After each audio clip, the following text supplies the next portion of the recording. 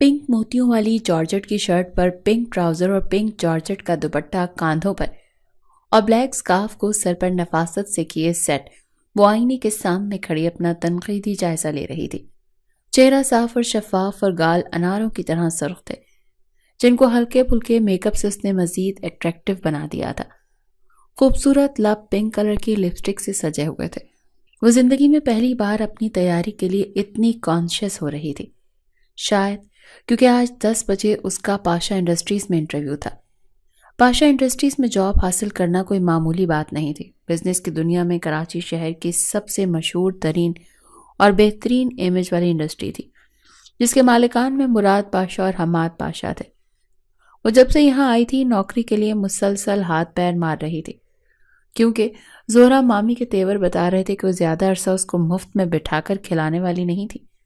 उसके पास MBA की degree थी, मगर कोई सोर्स और एक्सपीरियंस नहीं था, जिसकी वजह से कहीं से रिस्पांस नहीं मिल रहा था। तभी एक दिन इम्तियाज मामू ने मशवरा दिया, जरशा तुम अपनी CV पर 4 साल का तजुर्बा लिख दो, क्योंकि आजकल हर जगह तजुर्बे वालों को अहमियत दी जाती है। वो सोच में पड़ गई। इम्तियाज मामू की बात अगरचे 100% दुरुस्त थी। जॉब के लिए फ्रेश कैंडिडेट्स के मुकाबले में तजर्बाकार अफराद को ही तरजीह दी जाती थी, मगर CV पर गलत बयानी करने को भी दिल नहीं मान रहा था, क्योंकि पोल कभी भी खुल सकती थी। लेकिन फिर मजबूर होकर उसने मामू के मशवरे पर अमल कर डाला। जब पाशा इंडस्ट्रीज में सेक्रेटरी की पोस्ट का एड उसने देखा तो फौरन अपनी नई CV बनाई, जिसमें 3 साल तजर्बा लिख दिया और पाशा वालों के ऑफिशियल ईमेल एड्रेस पर भेज दी। तीसरे दिन इंटरव्यू की मेल मौसूल हुई तो वह बेतहाशा खुश हुई, मगर साथ में डर भी लग रहा था कि कहीं इंटरव्यू के दौरान तजर्बे वाली झूठ का पोल न खुल जाए। मगर फिर उसने देखा जो होगा देखा जाएगा कि उसूल पर अमल करते हुए इंटरव्यू की तैयारी शुरू कर दी। इतनी बड़ी कंपनी में इंटरव्यू के लिए जा रही थी तो कॉन्फिडेंस का होना तो लाजमी था।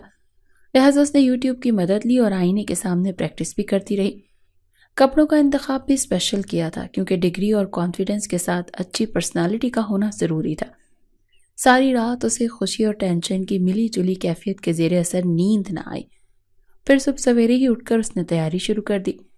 अगरचे नर्वस भी हो रही थी, मगर फिर मामू की हिम्मत दिलाने पर उसने अपना एतमाद बहाल किया। अब वो मुकम्मल तैयार आईने के सामने खुद को फाइनल टच दे रही थी।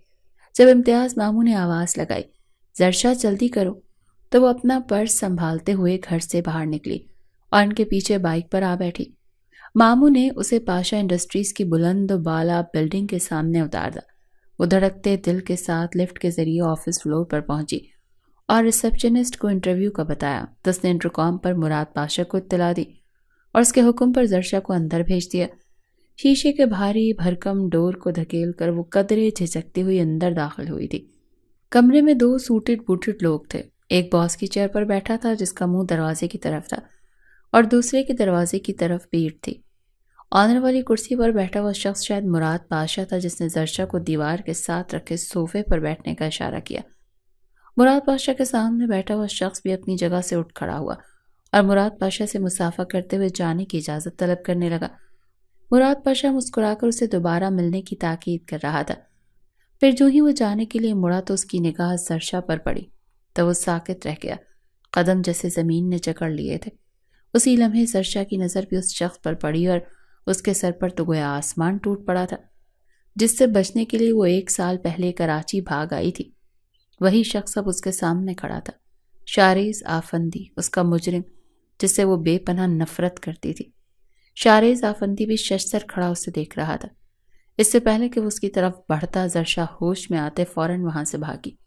उसे भागते देखकर शारेज आफंदी को भी होश आ गया और वो उसके पीछे लपका।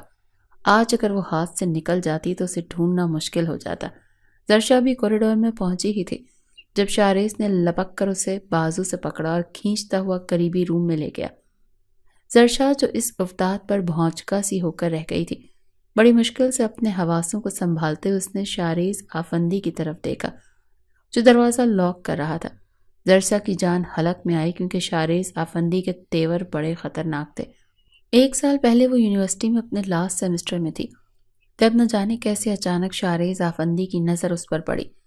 अगरचे जरशा तो उसके बारे में पहले से जानती थी, क्योंकि वो तो पूरी यूनिवर्सिटी में मशहूर था। जितनी तादाद उसके मेल दोस्तों की थी, उससे दुगनी तादाद उसकी फीमेल फ्रेंड्स की थी। لیکن وہ سب بھی اس طرح امیر گھرانوں کے بگڑے ہوئے لڑکے لڑکیاں تھے۔ اس کی فرینڈ لسٹ میں کوئی بھی مڈل کلاس لڑکا یا لڑکی ہونا تو دور کی بات، وہ اپنے سے کم سٹیٹس کے لوگوں سے بات تک کرنا گوارا نہیں کرتا تھا۔ پھر پتہ نہیں کیسے وہ مڈل کلاس زرشا رحمان کی طرف متوجہ ہو گیا، جو ایک بڑی سی چادر اوڑھا کرتی تھی، حالانکہ برقعے اور چادر والی لڑکیوں کو وہ حقارت سے دیکھتا تھا۔ ایک دن یونیورسٹی کے گارڈن میں وہ اپنے دوستوں کے ساتھ بیٹھا ہوا تھا، جب کچھ دور بیٹھی ایک لڑکی پر غیر ارادی طور پر اس کی نگاہ پڑی، جس کے کاندھوں سے چادر ڈھلکی ہوئی تھی اور بالوں کے آگے کی لٹیں آوارہ ہواؤں کی زد میں تھی۔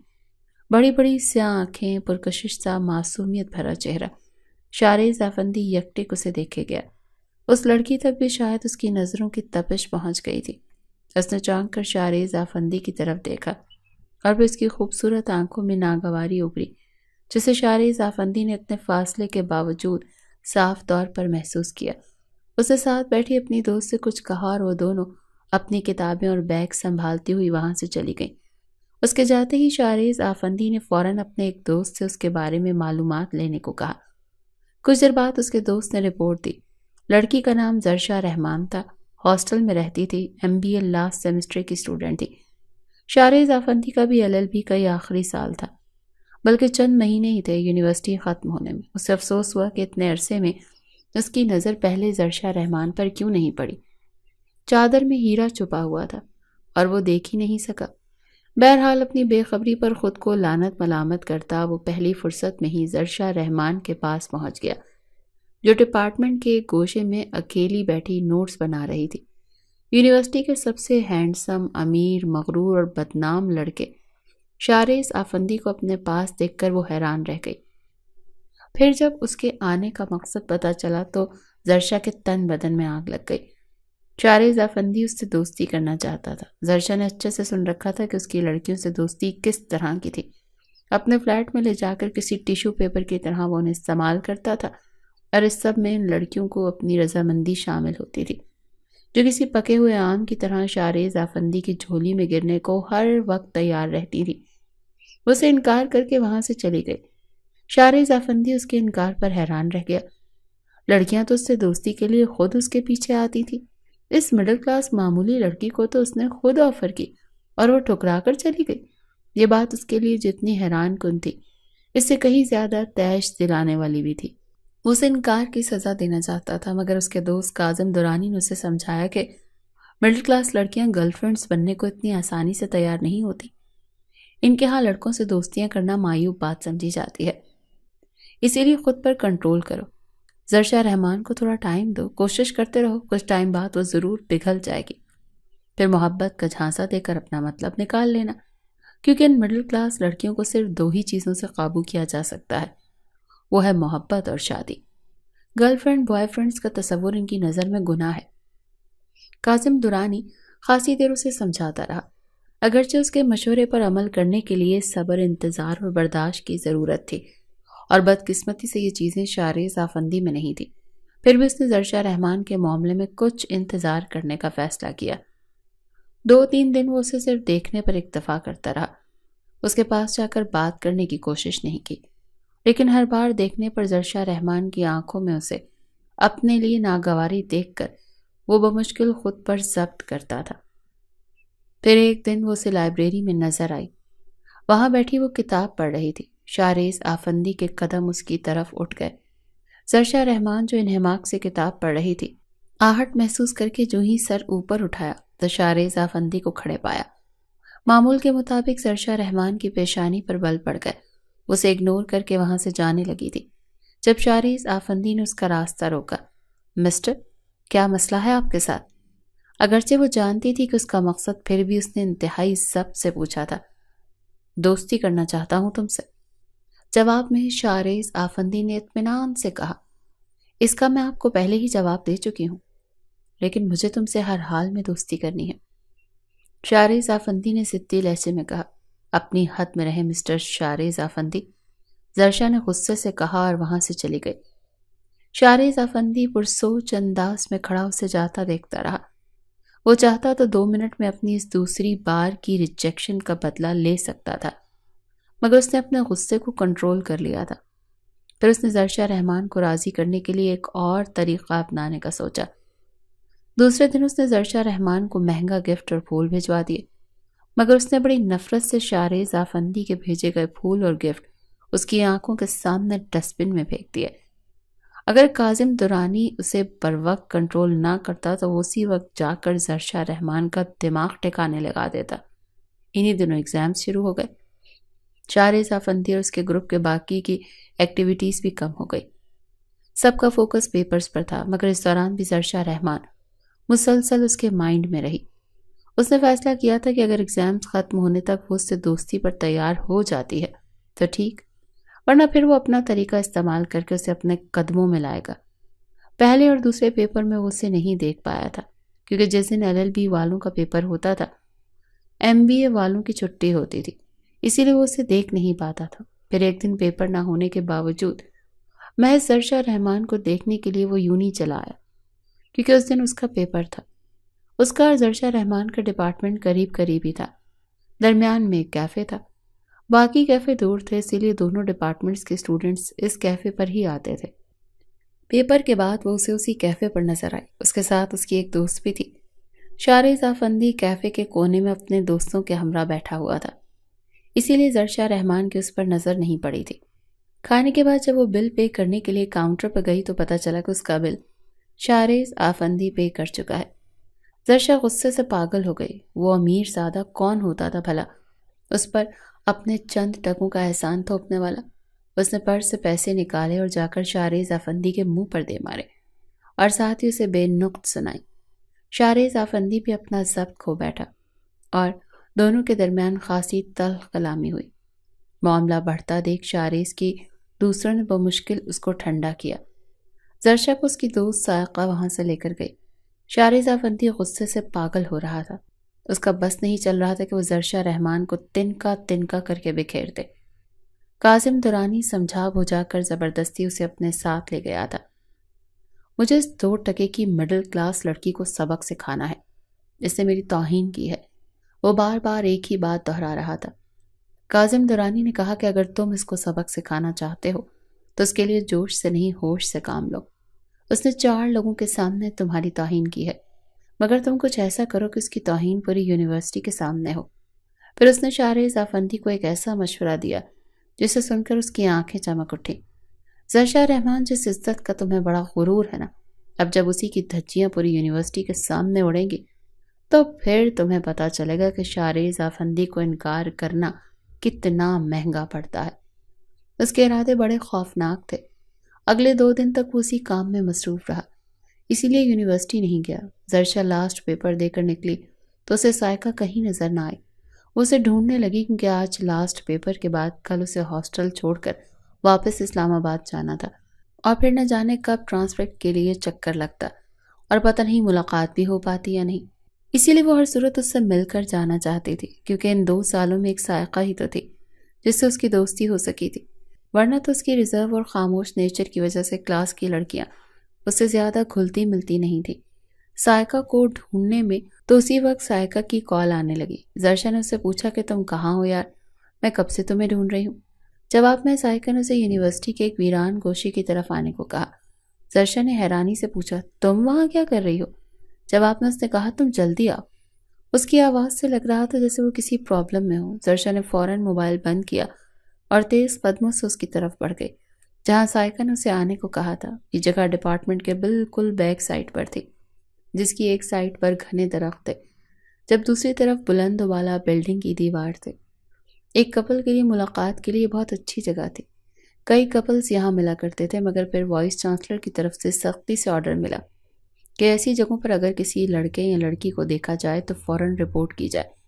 ہر ڈپارٹمنٹ کے ایک پروفیسر کی یہ ذمہ داری سونپی گئی تھی۔ ان کے ڈپارٹمنٹ میں پروفیسر جبار کی یہ ڈیوٹی تھی۔ وہ اکثر اوقات ایسے خفیہ گوشوں پر چھاپے مارتے رہتے تھے۔ زرشا سوچے سمجھے بغیر اس طرف بڑھ گئی۔ ویسے بھی وہاں وہ سائقہ کے بلانے پر ہی تو جا رہی تھی، کسی لڑکے سے ملنے نہیں، اسی لیے بلا خوف وہاں پہنچ گئی۔ مگر سائقہ کی وہاں نہ دیکھ کر حیرانی اور پریشانی مزید بڑھ گئی۔ وہ وہیں کھڑے سائقہ کا نمبر ملانے لگی۔ اچانک اسے اپنے پیچھے آہٹ سی محسوس ہوئی۔ اس سے پہلے کہ وہ مڑتی، کسی نے نہایت ہی تیزی سے عقب سے اس کے منہ پر ہاتھ جما کر اسے پیچھے کی طرف کھینچ لیا۔ وہ خوف اور صدمے اور غصے سے تڑپ اٹھی۔ وہ جو بھی تھا، اس کی گرفت زرشا کے منہ پر اتنی سخت تھی کہ وہ سانس بھی مشکل لے پا رہی تھی۔ اپنا مضبوط بازو اس نے زرشا کی کمر کے گرد اتنی سختی سے لپیٹ کر خود میں بھینچ رکھا تھا کہ پوری جان سے کوشش کرنے کے باوجود وہ اپنے نازک ہاتھوں سے اس شخص کا ہاتھ اپنے منہ سے ہٹا نہیں پا رہی تھی۔ اس شخص کی سانسیں زرشا کو اپنی گردن پر کسی آگ کی طرح محسوس ہو رہی تھی۔ وہ اپنے دانتوں سے زرشا کی چادر کو اس کی گردن سے ہٹا کر کاندھوں سے گرا چکا تھا۔ زرشا غوں غاں کی آوازیں نکالتے بری طرح سے مچل رہی تھی۔ یہ صورتحال تو قیامت خیز تھی ہی، مزید جان تو خود کو کسی نامحرم کے اتنے قریب اس کی وحشی گرفت میں پا کر نکلی جا رہی تھی۔ نہ جانے وہ شخص کیا کرنا چاہ رہا تھا، زرشا کو کچھ سمجھ نہیں آ رہی تھی۔ اس کے حواس بری طرح منتشر ہو رہے تھے۔ اچانک وہاں ایک بھاری آواز کے ساتھ کئی قدموں کی چاپیں سنائی دی تو اس شخص نے زرشا کو اپنی گرفت سے آزاد کر دیا۔ وہ تڑپ کر اس سے دور ہوئی اور اپنے بکھرے اعصاب اور گرتی ہوئی چادر کو سنبھالے اس نے پلٹ کر اس شخص کا چہرہ دیکھا تو ساکت رہ گئی۔ اس کا کلاس فیلو فہد کھلے گریبان کے ساتھ کھڑا تھا۔ تم دونوں یہاں پر کیا کر رہے ہو؟ اس کے سکتے کو پروفیسر جبار کی بھاری آواز اور درست آواز نے توڑا تھا۔ کئی اسٹوڈنٹ وہاں پر موجود تھے۔ زرشا کے قدموں تلے سے زمین نکل گئی۔ پروفیسر جبار اور دوسرے لوگ جن نگاہوں سے اس کی طرف دیکھ رہے تھے وہ زمین میں گڑ گئی تھی۔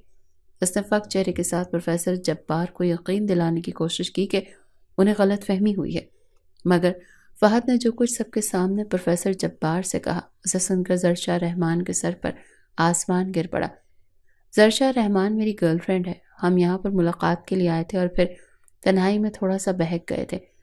ہم سے غلطی ہو گئی، ہمیں معاف کر دیں۔ زرشا پھٹی پھٹی نگاہوں سے فہد کی طرف دیکھ رہی تھی۔ تم جھوٹ کیوں بول رہے ہو؟ میرا تم سے کوئی تعلق واسطہ نہیں ہے، نہ میں تم سے ملنے آئی ہوں، اس نے صدمے سے چلا کر اور غصے سے چلا کر کہا، مگر جواباً وہ ڈھٹائی سے مزید بکواس کرنے لگا۔ اب مکرنے کا فائدہ نہیں زرشا، بہتر ہوگا میری طرح تم بھی معافی مانگ لو سر سے۔ فہد کے جھوٹ پر اس کا دل چاہا کہ وہ ذلیل انسان کا گلا دبا دے۔ اس نے رو رو کر صفائی دینے کی بہت کوشش کی مگر پروفیسر نہ مانا۔ ان دونوں کا حلیہ بھی اس چیز کی نشاندہی کر رہا تھا کہ وہ دونوں یہاں کیا کر رہے تھے۔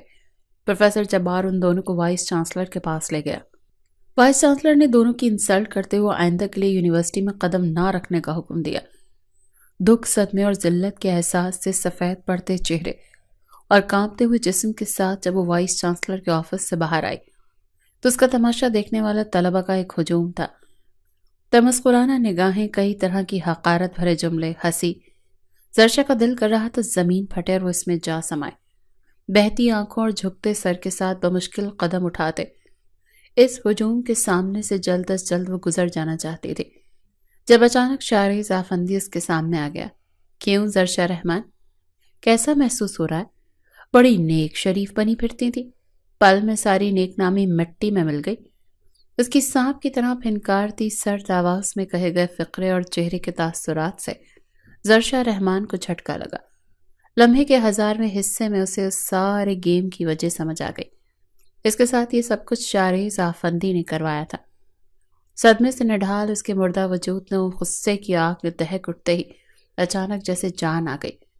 اگر وہ یوں ہی خاموشی سے چلی جاتی تو اس کے کردار کا غلط تاثر ہمیشہ کے لیے یہاں رہ جاتا۔ تو یہ سارا کیا دھرا تمہارا ہے؟ غصے سے مٹھیاں بھیجتے ہوئے اس نے شارز آفندی کو نفرت بھری نگاہوں سے دیکھتے ہوئے کہا، تو جواب میں کاندھے اچکائے ہوئے وہ مسکرایا تھا۔ زرشا چند پل کے لیے اسے خون آشام نگاہوں سے دیکھتی رہی اور پھر اپنے جسم کی تمام انرجی بروئے کار لاتے ہوئے شارز آفندی کے منہ پر ایک تماچا دے مارا۔ صرف اسی پر بس نہیں کیا بلکہ اس پر تھوک بھی دیا، جو چہرے پر تو نہیں مگر کپڑوں پر ضرور گیا۔ آس پاس کے تمام اسٹوڈنٹس ہکا بکا رہ گئے۔ شارز آفندی گال پر ہاتھ رکھے چند لمحے تو ساکت رہ گیا، پھر انتہائی جارحانہ انداز میں زرشا کی طرف بڑھا جیسے اس کا گلا دبا ڈالے گا۔ اس کے دوستوں نے بھاگ کر اسے قابو کیا۔ زرشا رحمان غصے سے چلا کر کہنے لگی، میرے ساتھ جو کچھ بھی ہوا یہ اس کمینے انسان نے کروایا ہے، کیونکہ میں نے اس کی دوستی کی آفر ٹھکرائی تھی، جس کا بدلہ لینے کے لیے اس نے یہ کھیل کھیلا۔ وہ چلا چلا کر اسے گالیاں دے رہی تھی اور بد دعائیں دینے کے ساتھ ساتھ اس کی ایک ایک بات وہاں موجود لوگوں کو بتائی گئی۔ کچھ دیر پہلے جن نگاہوں میں زرشا کے لیے حقارت تمسخر تھا، وہ سب نگاہیں حیرانگی اور افسوس سے شارز آفندی کو دیکھ رہی تھی۔ شارز آفندی سرخ چہرے کے ساتھ زرشا رحمان کو گھور رہا تھا۔ اگر اس کے دوستوں نے اسے پکڑ نہ رکھا ہوتا تو وہ اس لڑکی کے منہ پر جوابی تھپڑ مار کر اس کی چلتی زبان ضرور بند کروا دیتا۔ شارز آفندی کو تھپڑ مارنے اور اپنے دل کی بھڑاس نکالنے کے بعد وہ بھاگتے ہوئے وہاں سے نکلی تھی۔ ہاسٹل پہنچ کر وہ بستر پر گر کر پھوٹ پھوٹ کر روتی رہی تھی۔ زندگی میں پہلی بار اتنی بڑی ذلت کا سامنا اسے کرنا پڑا تھا۔ 2-3 گھنٹے اس نے مسلسل روتے فہد اور شارز آفندی کو بد دعائیں دیتے ہوئے گزارے۔ پھر وہ اٹھ کر پیکنگ کرنے لگی۔ اسے کل صبح صبح ہمیشہ ہمیشہ کے لیے یہ ہاسٹل اور یونیورسٹی چھوڑ دینی تھی۔ اسے یونیورسٹی کے ساتھ ہاسٹل سے بلکہ لاہور شہر سے ہی نفرت محسوس ہو رہی تھی۔ وہ اب جلد از جلد یہاں سے نکل جانا چاہتی تھی۔ پیکنگ کے دوران بھی اس کی آنکھوں سے آنسو گرتے رہے۔ شارز آفندی بدلہ لینے کے لیے اس حد تک گر جائے گا اس نے تو کبھی سوچا بھی نہیں تھا۔ اس سب میں اس کا ساتھ دینے والا فہد تھا۔ اس کے دل و دماغ میں نفرت اور غصے کی چنگاریاں اٹھ رہی تھیں۔ اچانک اسے سائقہ کا خیال آیا۔ اسے اس جگہ پر بلانے والی تو وہی تھی۔ زرشا کو یاد آئی اس پورے حادثے کے دوران اسے سائقہ کو نہیں دیکھا تھا، تو کیا اس کی پیٹھ میں چھرا اس کی اپنی دوست نے کھونپا تھا؟ اس نے اپنے پرس سے فون نکال کر دیکھا، سائقہ کی کوئی کال کوئی میسج بھی نہیں تھا۔ زرشا نے اس کا نمبر ملایا تو وہ بند جا رہا تھا۔ واٹس ایپ کھول کر چیک کیا تو اس کی ڈی پی شو نہیں ہو رہی تھی، یعنی وہ اسے بلاک کر گئی تھی۔ زرشا کو شدید دھچکا لگا۔ سائقہ کا غائب ہونا اور اسے بلاک کرنا اس بات کا ثبوت تھا کہ اس کھیل میں اس نے بھی حصہ لیا تھا۔ نہ جانے پیسے لے کر دوست سے غداری کی یا کوئی اور وجہ تھی۔ بہرحال اس نے زرشا کے اعتماد کا خون کیا تھا۔ وہ گمسم بیٹھی سائقہ کے دھوکے کا ماتم کر رہی تھی جب اس کے موبائل پر ایک انجان نمبر سے کال آئی تھی۔ نہ جانے کون تھا۔ اس نے اپنی شناخت ظاہر کیے بنا زرشا سے کہا وہ جلد از جلد ہاسٹل سے نکل کر اپنے گھر چلی جائے۔ شارز آفندی اس کے اغوا کا پلان بنا چکا ہے۔ اس کے آدمی کل ہاسٹل کے باہر چھپ کر بیٹھیں گے۔ جیسے ہی وہ باہر نکلے گی اسے اٹھا لیں گے اور اس کے بعد اس کے ساتھ کیا کرے گا یہ وہ خود بھی جانتی تھی۔ زرشا رحمان کے پورے وجود میں خوف کی لہر دوڑ گئی۔ نہ جانے وہ شخص سچ کہہ رہا تھا یا نہیں، مگر اتنا تو وہ بھی جانتی تھی کہ شارز آفندی اسے چھوڑنے والا تو ہرگز نہیں تھا۔ پہلے صرف زبانی جھگڑے کا بدلہ لینے کے لیے اس نے اتنی بڑی حرکت کر دی تھی، اور اب تو وہ اسے تھپڑ مار آئی تھی، وہ بھی پوری یونیورسٹی کے سامنے۔ پھر کیسے وہ چپ بیٹھ سکتا تھا بھلا؟ لیکن اس کا خیر خواہ یہ شخص کون تھا بھلا؟ اور اس کے پاس اس کا نمبر کہاں سے آیا تھا؟ اور وہ کیوں اس کی مدد کرنا چاہتا تھا؟ اور شارز آفندی کے اس پلان کا اسے کیسے پتا چلا؟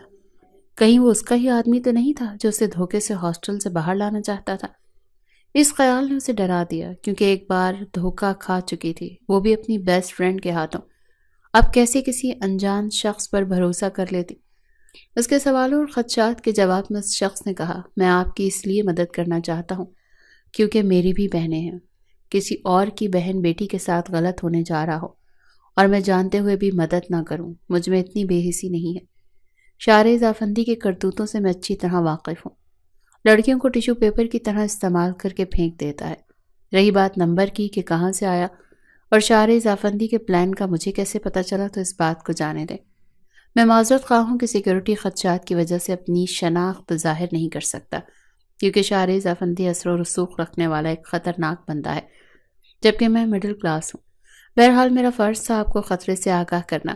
اگر بھائی سمجھ کر اعتبار کر لیں تو پلیز کل صبح ہونے سے پہلے ہاسٹل چھوڑ دیں، کیونکہ کل ہاسٹل کے باہر آپ کی نگرانی ہوگی۔ یہ کہنے کے بعد اس نے کال بند کر دی۔ زرشا رحمان شدید قسم کی ٹینشن میں مبتلا ہو گئی۔ وہ فیصلہ نہیں کر پا رہی تھی کہ اس انجان شخص کی بات پر بھروسہ کرتے ہوئے ابھی ہاسٹل چھوڑ دے یا صبح تک رکے۔ رکنا بھی خطرے سے خالی نہیں تھا۔ سائقہ کے علاوہ اس نے کوئی دوست بھی نہیں بنائی تھی جس سے مشورہ کرتی۔ روم میٹ بھی گھر گئی ہوئی تھی۔ اگر یہاں ہوتی تو بھی زرشا اس سے اپنی پرسنل باتیں شیئر نہیں کر سکتی تھی، کیونکہ دونوں کے درمیان بے تکلفی نہیں رہی کبھی۔ پھر اس نے اللہ پر چھوڑتے ہوئے ہاسٹل سے نکلنے کا فیصلہ کیا۔ جلدی جلدی اپلیکیشن لکھ کر وہ ہاسٹل وارڈن کے پاس گئی اور تمام واجبات کلیئر کر کے درود شریف پڑھتی وہ ہاسٹل سے نکل آئی۔ ٹیکسی میں بیٹھ کر بس اسٹاپ پر پہنچی تو خوش قسمتی سے ایک بس اسلام آباد کی طرف روانگی کے لیے تیار کھڑی تھی۔ وہ جلدی سے بس میں سوار ہو گئی۔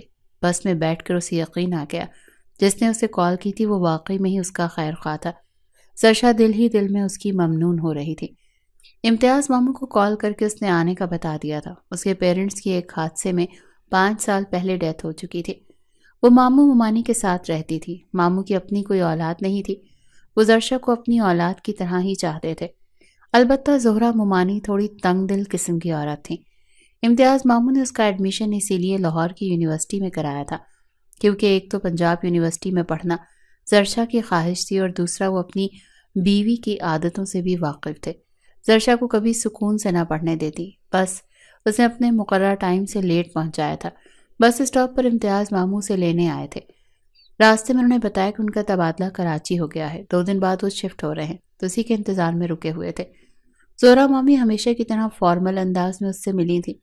اس نے احتیاطاً اپنا پرانا نمبر بھی بند کر دیا۔ تیسرے دن وہ امتیاز ماموں اور زہرہ مامی کے ساتھ کراچی کے لیے روانہ ہو گئی تھی۔ کراچی آنے کے کچھ دن کے بعد اسے قریبی اسکول میں 7,000 پر نوکری مل گئی۔ 6 مہینے تو اسی نوکری پر گزارا کیا، پھر اپنی تعلیم کے لحاظ سے اچھی جاب کی تلاش شروع کر دی، مگر اس لیے ٹرانسکرپٹ کی ضرورت تھی کیونکہ ڈگری تو 2 سال بعد ہی آتی ہے، مگر ٹرانسکرپٹ کے بیس پر کسی اچھی پوسٹ پر اپلائی کیا جا سکتا تھا، مگر ٹرانسکرپٹ بنوا کر کون دیتا؟ اگر ماموں سے کہتی تو وہ فوراً ساتھ چلنے کو تیار ہو جاتے، مگر وہ خود دوبارہ وہاں جانا نہیں چاہتی تھی۔ ایک تو بری یادیں وابستہ تھیں اس جگہ سے، دوسرا دل میں کہیں شارز آفندی کا بھی خوف موجود تھا۔ کیا پتہ وہ انتقام لینے کے لیے ابھی بھی اسے ڈھونڈ رہا ہو۔ اچانک اسے اپنے اس خیر خواہ کا خیال آیا جس نے اس شام اسے کال کی تھی۔ شارز آفندی کے پلان کے بارے میں بتاتے ہوئے فوری ہاسٹل چھوڑنے کا مشورہ دیا تھا۔ شاید وہ شخص اس سلسلے میں میری مدد کرے، اگرچہ یقین تو نہیں تھا مگر ٹرائی کرنے میں کیا حرج تھا۔ اس نے پرانی سم آن کی اور اس شخص کا نمبر ڈھونڈا جو اس رات بس میں بیٹھے اس کے خلوص نیت کا یقین ہو جانے کے بعد اس نے ویل وشر کے نام سے سیو کیا تھا کہ اس کا شکریہ ادا کرے گی، مگر ایسا کر نہیں پائی تھی۔ 6 مہینے بعد وہ اس نمبر پر کال ملا رہی تھی۔ تیسری بیل پر ریسیو کر لیا گیا تھا۔ مردانہ ہی آواز تھی مگر وہ پہچان نہیں پائی کہ وہی شخص تھا یا کوئی اور۔ اسے کون کے جواب میں زرشا کی سمجھ نہیں آئی وہ کیا حوالہ دے کر تصدیق کرے کہ وہ وہی شخص تھا یا کوئی اور۔ گہرا سانس لے کر اس نے کال کاٹ دی، مگر دوسری طرف سے کال آنے لگی۔ آپ نے کال کیوں کاٹ دی مس؟ کس سے بات کرنی ہے آپ کو؟ وہ مہذب لہجے میں پوچھ رہا تھا۔ جواباً زرشا نے ہمت کرتے ہوئے کہا، مجھے جس سے بات کرنی ہے میں اس کا نام تو نہیں جانتی۔ اس نے ایک بار میری مدد کی تھی، آج پھر مدد کی ضرورت پڑ گئی ہے مجھے۔ یہ نمبر میرا ہی ہے اور پچھلے 4 سالوں سے استعمال کر رہا ہوں، لیکن ہیلپ تو میں نے کئی لوگوں کی ہوگی، آپ کوئی ہنٹ دے سکتی ہیں؟ اس کے کہنے پر زرشا نے محتاط انداز میں جواب دیا، جی وہ ایکچولی شارز آفندی کے سلسلے میں مدد کی تھی اس نے میری۔ زرشا رحمان دوسری طرف سے جیسے چونک کر پوچھا گیا۔ زرشا کے ہاں کرنے پر کہنے لگا، کیسی ہیں آپ؟ کس سلسلے میں مدد چاہیے؟ جواباً زرشا نے ٹرانسکرپٹ کے لیے کہا تو کچھ دیر وہ خاموش رہا اور پھر کہنے لگا، ٹھیک ہے میں کوشش کرتا ہوں، اور ہاں شارز آفندی کی طرف سے غافل مت رہیے گا، مجھے پچھلے مہینے پتہ چلا کہ وہ ابھی بھی آپ کی تلاش میں ہے، انتقام کی آگ میں جل رہا ہے کیونکہ اس روز آپ کے تھپڑ مارنے اور اس کی اصلیت بتانے پر اس کا امیج یونیورسٹی میں بہت خراب ہوا تھا۔ بات وائس چانسلر تک پہنچ گئی تھی۔ انہوں نے انویسٹیگیٹ کیا تو پتہ چلا کہ پروفیسر جبار کو بھی اس نے رشوت دی تھی۔ شارز آفندی کی تو جو بے عزتی ہوئی وہ ہوئی، پروفیسر جبار بھی 3 مہینے معطل رہے ہیں اور اپنا یہ نمبر بھی بند رکھیں کیونکہ شارز آفندی کے پاس شاید ہو اس کے ذریعے وہ آپ تک پہنچ سکتا ہے۔ آپ کے بروقت ہاسٹل سے نکل جانے کی خبر نے اسے مشتعل کر دیا تھا۔ یہ بھی سننے میں آیا تھا کہ میں نے وہ آپ کو اسلام آباد میں بھی ڈھونڈ رہا تھا اور آپ بھی وہ وہیں ڈھونڈ رہا ہوگا۔ اس شخص کے انکشافات نے زرشا کے دل میں ایک مرتبہ پھر شارز آفندی کو لے کر خوف پیدا کر دیا۔ وہ تو سمجھی تھی وقت گزرنے کے ساتھ ساتھ اس کے انتقام کے تاثرات سرد پڑ گئے ہوں گے، مگر وہ تو ابھی بھی اسے ہی ڈھونڈ رہا تھا۔ وہ اتنی ڈری کہ اپنی سم نکال کر بھی توڑ دی۔ 10 دن کے اندر اسے اپنی ٹرانسکرپٹ بھی ڈاک کے ذریعے مل گئی تھی۔ یہ اس شخص کا اس پر دوسرا بڑا احسان تھا۔ اپنے نئے نمبر سے زرشا نے اس سے کانٹیکٹ رکھا ہوا تھا۔ چند مرتبہ کال پر بات کرنے کے بعد اس نے زرشا سے اپنا تعارف کروا دیا۔ وہ رجب آفریدی تھا، شارز آفندی کا کلاس فیلو اور حریف۔ شارز آفندی کے گروپ کا ایک لڑکا رجب آفریدی کے لیے مخبری کیا کرتا تھا۔ اس کے ذریعے ہی اسے زرشا رحمان کے بارے میں شارز آفندی کے خطرناک ارادوں کا پتہ چلا، تو اس نے کلرک کو پیسے دے کر زرشا کی فائل سے اس کا نمبر نکال کر اسے بروقت آگاہ کر کے بچا لیا تھا۔ رجب آفریدی اب اس کا اچھا دوست بن چکا تھا۔ ایک بار وہ کسی کام سے کراچی آیا تو زرشا نے اس سے ملاقات بھی کی تھی۔ وہ صرف نیچر کا ہی اچھا نہیں تھا بلکہ گڈ لکنگ بھی تھا۔ کچھ عرصے سے وہ انگلینڈ گیا ہوا تھا ایک کورس کے سلسلے میں۔ اس نے کھل کر تو نہیں مگر اشاروں کنایوں میں زرشا کو باور کرا دیا تھا کہ وہ اس کے لیے فیلنگز رکھتا ہے۔ زرشا نے سوچ رکھا تھا جب بھی وہ اسے شادی کا کہے گا وہ پرپوزل ایکسیپٹ کر لے گی۔ ٹرانسکرپٹ مل جانے کے بعد اس نے کئی جگہ اپلائی کیا اور پھر جب مراد بادشاہ انڈسٹریز میں انٹرویو کے لیے بلایا گیا تو 1 سال بعد شارز آفندی کو وہاں دیکھ کر وہ ڈر گئی اور وہاں سے بھاگنا چاہا تھا، مگر شارز آفندی نے اس کی یہ کوشش ناکام بنا دی۔ دروازہ لاک کرنے کے بعد جب وہ خطرناک تیوروں سمیت اس کے قریب آیا تو زرشا خوف سے بے ہوش ہو گئی۔ جب ہوش آیا تو اس نے اپنے آپ کو کسی اجنبی کمرے میں بیڈ پر لیٹے پایا۔ گھبرا کر وہ فوراً اٹھی تھی پر صوفے پر بیٹھے شارز آفندی پر نگاہ پڑی تو سہم گئی۔ وہ ٹانگ پر ٹانگ رکھے بڑے ہی سکون سے اسے دیکھ رہا تھا، پھر صوفے سے اٹھ کر اس کے پاس آنے لگا۔ زرشا خوف سے لرزتے ہوئے بیڈ پر پیچھے کی جانب کھسکنے لگی۔ وہ دونوں ہاتھ بیڈ پر رکھے اس کی آنکھوں میں آنکھیں گاڑتے آگے کی طرف جھکا اور سرد سلگتی ہوئی آواز میں بولا، تمہیں کیا لگا تھا زرشا رحمان؟ تمہارا کبھی مجھ سے سامنا ہی نہیں ہوگا کیا؟ پچھلے 1 سال سے ڈھونڈ رہا تھا۔ جو تھپڑ تم نے بھری یونیورسٹی میں میرے منہ پر مارا تھا اس تھپڑ کی گونج آج بھی مجھے اپنے کانوں میں سنائی دیتی ہے۔ چاہو تو ابھی کے ابھی تم سے حساب برابر کر لوں۔ ایسا ہی سوچا ہوا تھا کہ جب بھی ملو گی وہ حال کروں گا کہ ہمیشہ مجھے یاد رکھو گی، لیکن اب میں نے اپنا ارادہ بدل لیا ہے۔ تمہیں ایک ہی بار سزا نہیں دوں گا بلکہ پل پل تڑپاؤں گا اور پھر تمہارے تڑپنے کا مزہ اپنی آنکھوں سے دیکھوں گا۔ کیا مطلب؟ زرشا نے ہراساں نظروں سے دیکھتے خوف سے لرزتی ہوئی آواز میں پوچھا۔ مطلب یہ کہ تم ساری زندگی میری قید میں رہو گی۔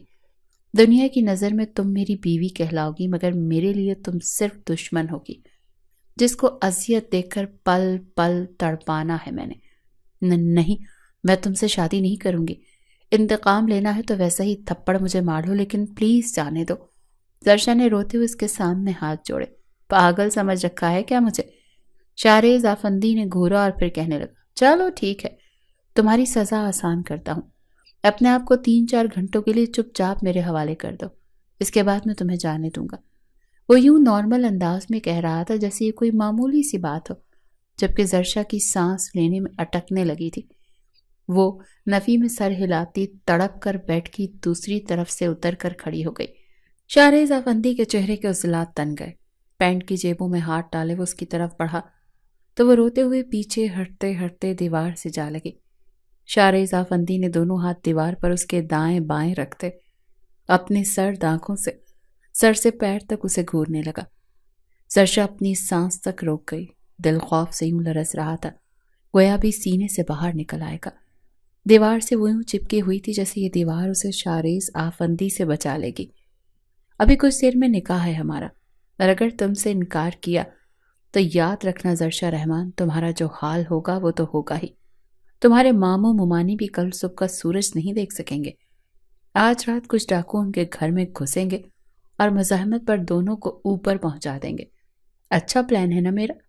اس نے سرسراتی ہوئی آواز میں کہا۔ زرشا پھٹی پھٹی نگاہوں سے اسے دیکھے گئی۔ نہیں، ان کو کچھ مت کرنا، میں تیار ہوں۔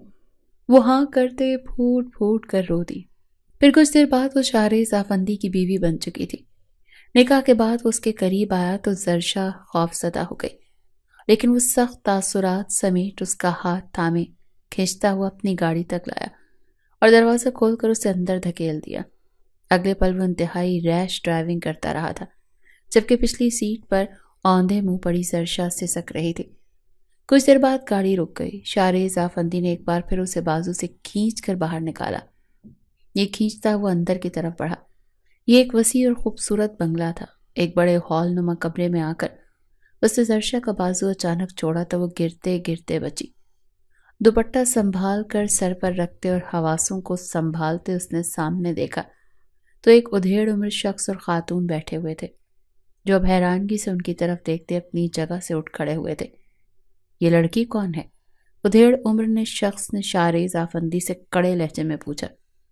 جواباً وہ لاپرواہی سے بولا، بیوی ہے میری۔ اس کی بات پر ان دونوں مرد اور عورت کو کرنٹ سا لگا جیسے۔ شارز آفندی کی اس ادھیڑ عمر شخص سے تو میں ہونے لگی۔ پھر بیچ میں اسی عورت نے بھی حصہ لیا تو وہ شدید غصے میں آ گیا اور انتہائی بدتمیزی سے کہنے لگا کہ وہ اس کے ذاتی معاملات میں دخل نہ دیں۔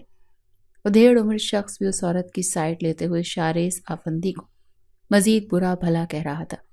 زرشا خوف سے دھڑکتے دل کے ساتھ خاموش تماشائی بنی کھڑی تھی۔ اب ان کے جھگڑے کا موضوع گفتگو وہ نہیں بلکہ پیسے تھے جو شاید شارز نے اس ادھیڑ عمر شخص جو غالباً اس کا باپ تھا اس کی پرمیشن کے بغیر اڑائے تھے۔ کافی دیر تکرار کے بعد وہ غصے سے بکتا جھکتا واپس باہر نکل گیا، زرشا کی طرف دیکھے بنا۔ وہ دونوں مرد اور عورت اپنی بحث میں مصروف ہو گئے، جبکہ زرشا ایک کونے میں ششتر کھڑی تھی کہ اب کیا کرے۔ جو شخص اسے لایا تھا وہ لاتعلق ہو کر نکل گیا تھا۔ اچانک اس کے ذہن میں جھماکا ہوا، اچھا موقع ہے وہاں سے نکلنے کا۔ وہ تیزی سے وہاں سے نکلی۔ اس مرد اور عورت نے اسے جاتے دیکھا مگر کہا کچھ نہیں۔ جب وہ گیٹ پر پہنچی تو گارڈ سامنے آ گیا۔ سوری میڈم، آپ باہر نہیں جا سکتی، چھوٹے صاحب کا سختی سے آرڈر ہے۔ زرشا گہری سانس لے کر رہ گئی۔ وہ اتنا بھی غافل نہیں تھا، اس کے متعلق احکام دے کر ہی گیا تھا۔ وہ مرے مرے قدموں سے اندر کی طرف بڑھی۔ بحث میں مصروف مرد اور عورت اسے دوبارہ آتا دیکھ کر چونکے۔ وہ گارڈز نہیں جانے دے رہے۔ ان کی سوالیہ نگاہوں کے جواب میں وہ منمنائی۔ کیا وہ تمہیں زبردستی لایا ہے؟ مرد نے خشک لہجے اور زرشا سے پوچھا تو اس نے ڈبڈبائی آنکھوں سمیت اس بات میں سر ہلا دیا۔ دیکھ لیں کس قدر آوارہ مزاج ہے آپ کا بیٹا، کسی کی بیٹی کو زبردستی اٹھا کر لے آیا ہے اپنی عیاشی کے لیے۔ اس عورت کے الفاظ پر زرشا زمین میں گڑ گئی۔ تم اس کی سگی ماں کی طرح تربیت کرتی تو وہ آوارہ نہ بنتا۔ آدمی نے بھی فوراً تانا مارا تو وہ عورت بھڑک اٹھی اور اب ان کے درمیان جھگڑا شروع ہو گیا تھا۔ پھر جب عورت غصے سے واک آؤٹ کر گئی تو اس آدمی کو زرشا کا خیال آیا۔ اس نے بے حد خراب موڈ کے ساتھ ملازمہ سے کہا کہ اسے شارز آفندی کے کمرے میں چھوڑ آئے۔ ملازمہ اسے شارز آفندی کے کمرے میں چھوڑ کر چلی گئی تھی۔ وہ صوفے پر نڈھال انداز میں بیٹھی اپنے موجودہ حالات کے بارے میں سوچنے لگی۔ انٹرویو کے لیے وہ صبح 9:30 بجے گھر سے نکلی تھی اور اب شام ہو رہی تھی۔ اب تک گھر نہ پہنچنے پر امتیاز ماموں لازمی پریشان ہو رہے ہوں گے۔ موبائل بھی پاس نہیں تھا جو ان سے رابطہ کرتی۔ پرس اور موبائل یقیناً شارز آفندی کی کسٹڈی میں ہی ہوگا۔ اس نے ہاتھوں میں اپنا معاف ہوتا سر تھام لیا۔ اسے کچھ سمجھ نہیں آ رہا تھا کہ کیا کرے۔ نہ جانے شارز آفندی اب اس کے ساتھ کیا کرنے والا تھا۔ یہ سوچ سوچ کر ہی ہول اٹھ رہے تھے۔ نہ جانے کتنی دیر وہ ایک ہی پوزیشن میں بیٹھی اپنے حق میں بہتری کی دعا مانگتی رہی۔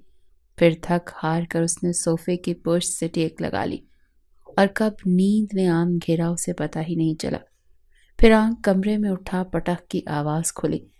پھر وہ ہڑبڑا کر اٹھی اور شارز آفندی کو سامنے دیکھ کر ایک بار پھر سہم سی گئی۔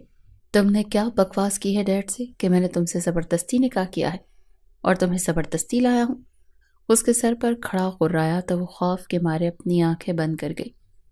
شارز آفندی نے تل ملا کر اس کے جبڑوں سے دبوچا تو اس کی آنکھوں سے آنسو گرنے لگے۔ وہ کچھ بول ہی نہیں پائی۔ میں تمہارا وہ حشر کروں گا کہ تم میرے قدموں میں گر کر معافیا مانگو گی، اس نے سخت لہجے میں دھمکایا تو وہ لرزنے لگی۔ وہ کچھ پل اسے غصے سے گھورتا رہا اور پھر بڑبڑاتا ہوا واش روم کی طرف بڑھ گیا۔ کچھ دیر بعد وہ گیلے بالوں کو تولیے سے چھٹکتا ہوا واش روم سے برآمد ہوا۔ اس کا کثرتی بدن شرٹ لیس تھا، مضبوط مسلز، وسیع جسامت۔ وہ آئینے کے سامنے کھڑا اپنے بالوں میں برش کر رہا تھا اور ساتھ ہی کنکھیوں سے صوفے پر سہمی بیٹھی زرشا رحمان کو دیکھنے لگا۔ اس لڑکی کے لیے اس کے دل میں شدید غصہ تھا۔ اس نے سوچا تھا وہ جب بھی اسے ملے گی وہ اس کا حشر بگاڑ دے گا، اس کی عزت کی دھجیاں اڑا دے گا، اسے جان سے مار دے گا۔ اب وہ پچھلے 6 گھنٹوں سے اس کی دسترس میں تھی۔ حیرت انگیز طور پر اسے ڈرانے اور آنکھیں دکھانے کے وہ اس کے ساتھ کچھ بھی غلط نہیں کر پایا تھا، بلکہ اس سے نکاح کر بیٹھا تھا جس کے بارے میں اس نے کبھی سوچا بھی نہیں تھا۔ اگرچہ دل میں غصہ تھا مگر وہ مشتعل اور جنونی فیلنگز نہیں تھی۔ جن کے زیر اثر وہ اس کے ساتھ کچھ غلط کرتا۔ سینے میں جلتی انتقام کی آگ بھی اس کے مل جانے کے بعد کچھ ٹھنڈی پڑتی محسوس ہو رہی تھی۔ وہ اپنی کیفیات پر خود ہی حیران تھا۔ اسے اگنور کرتا وہ اپنے بیڈ پر اس کی طرف پیٹ کر کے لیٹ گیا۔ جب کچھ دیر بعد اس کی ڈری سہمی مناتی آواز اس کے کانوں میں پڑی، شاہریز نے پلٹ کر اس کی طرف دیکھا۔ وہ صوفے پر بیٹھی بھیگی آنکھوں کے ساتھ اس سے التجا کر رہی تھی کہ اس کے ماموں پریشان ہو رہے ہوں گے، وہ ان سے بات کرنے دے تاکہ وہ کوئی بہانہ بنا کر انہیں مطمئن کر دے۔ ایک لمحے کو اس کا دل کیا وہ اس کی بات مان لے، مگر اگلے ہی لمحے وہ خود پر سختی کا خول چڑھائے۔ زرشا کو جھڑک گیا، پھر زرشا کے شب و روز اس کمرے میں ایک قیدی کی طرح گزرنے لگے۔ اس کا رویہ اگرچہ اچھا نہیں تھا تو اتنا برا بھی نہیں تھا۔ اب تک اپنی کسی بھی دھمکی پر اس نے عمل نہیں کیا تھا، یہاں تک کہ وہ زرشا کے قریب بھی نہیں آیا تھا، حالانکہ حق رکھتا تھا۔ زرشا نے اس بات پر شکر پڑھا تھا، اگر وہ انتقام کے جذبے کے ساتھ قریب آتا تو یقیناً اس کی تذلیل کرتا۔ ایک ہفتے بعد اسے وارننگ کے ساتھ کمرے سے باہر نکلنے کی اجازت اس نے دے دی، تاہم گھر سے باہر وہ ابھی بھی نہیں جا سکتی تھی۔ شاہریز افندی زیادہ ٹائم گھر سے باہر ہی رہتا تھا۔ اسے ملازموں کے ذریعے گھر رہنے والے مکینوں کے بارے میں بھی معلومات مل گئی تھی۔ شاہریز افندی مہتاب افندی کی اکلوتی اولاد تھا۔ ماں کے گزر جانے کے بعد باپ کی عدم توجہی اور سوتیلی ماں کے برے سلوک نے اسے اکھڑ بدمزاج، غسیلہ اور آوارہ بنا دیا تھا۔ جب مہتاب افندی کو اس کا خیال آیا تب پانی سر سے گزر چکا تھا۔ شاہریز کا باپ کے ساتھ صرف نام کا تعلق تھا۔ وہ اسے سمجھاتے، اس کی کسی غلطی پر ٹوکتے تو وہ بدتمیزی کرتا۔ اسی وجہ سے مہتاب افندی کا اپنی بیوی شہانہ سے بھی جھگڑا ہو جاتا تھا کہ اس نے کیوں شاہریز کو سگی ماں والا پیار اور توجہ نہیں دی۔ مہتاب افندی کا رویہ تو زرشا کے ساتھ نارمل تھا، البتہ شہانہ اسے خوب تضحیک کا نشانہ بناتی، اس کی کلاس اور حلیے پر طنزیہ کمنٹس پاس کرتی۔ زرشا چپ چاپ سن کر برداشت کر جاتی، کس حیثیت سے انہیں پلٹ کر جواب دیتی بھلا؟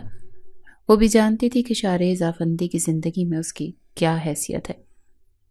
3 مہینے ہو گئے تھے زرشا کو یہاں رہتے ہوئے۔ اس دوران اسے کئی بار فون استعمال کرنے کا موقع ملا، مگر اس نے خود موقع سے فائدہ نہیں اٹھایا۔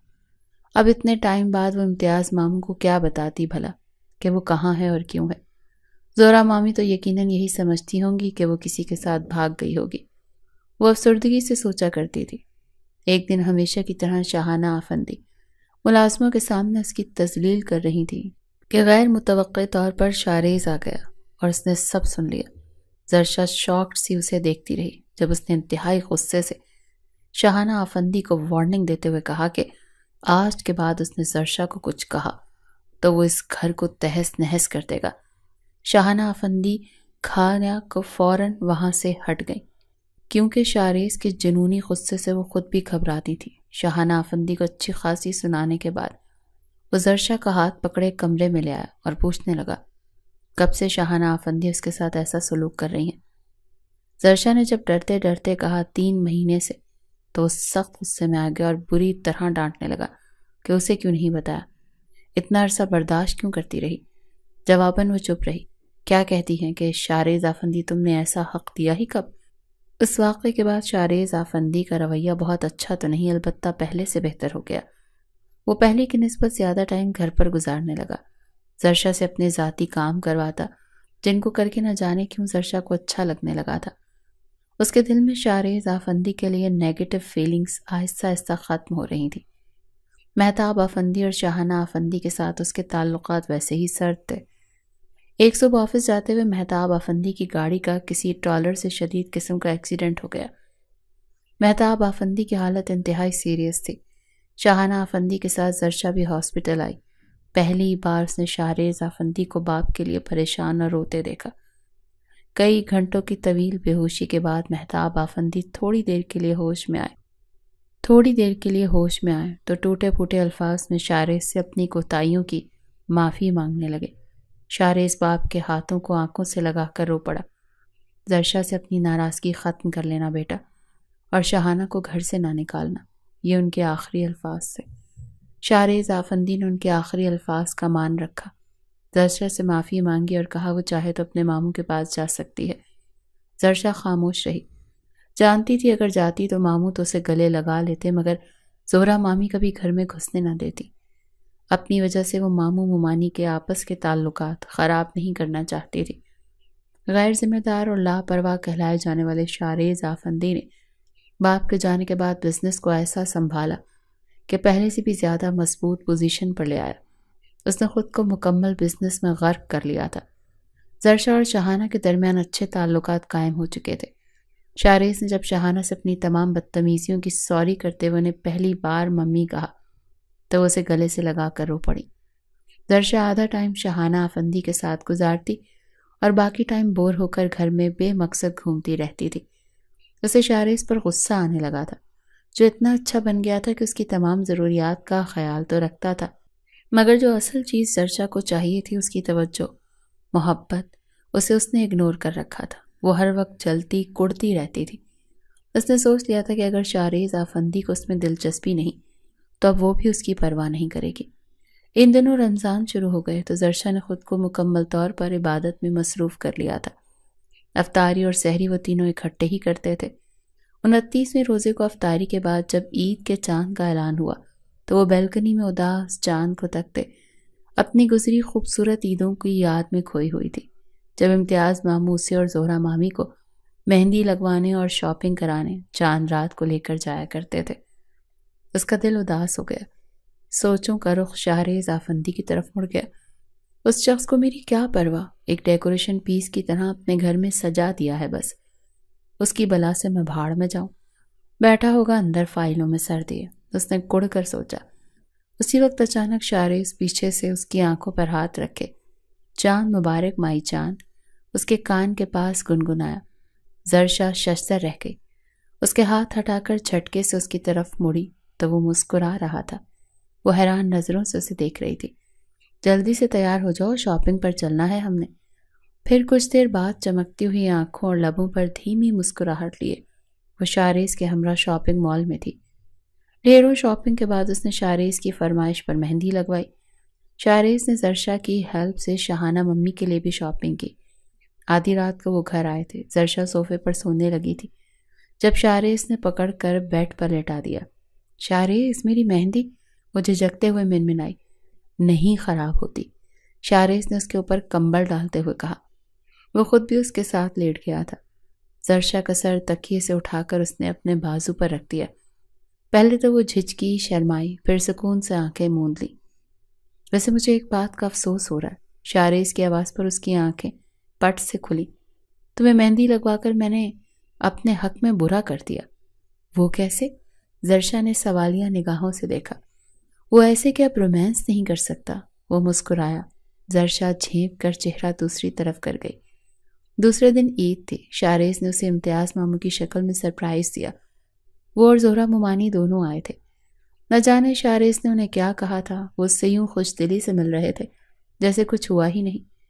زرشا نے ممنون نگاہوں سے شاریز کی طرف دیکھا تو وہ مسکرا دیا۔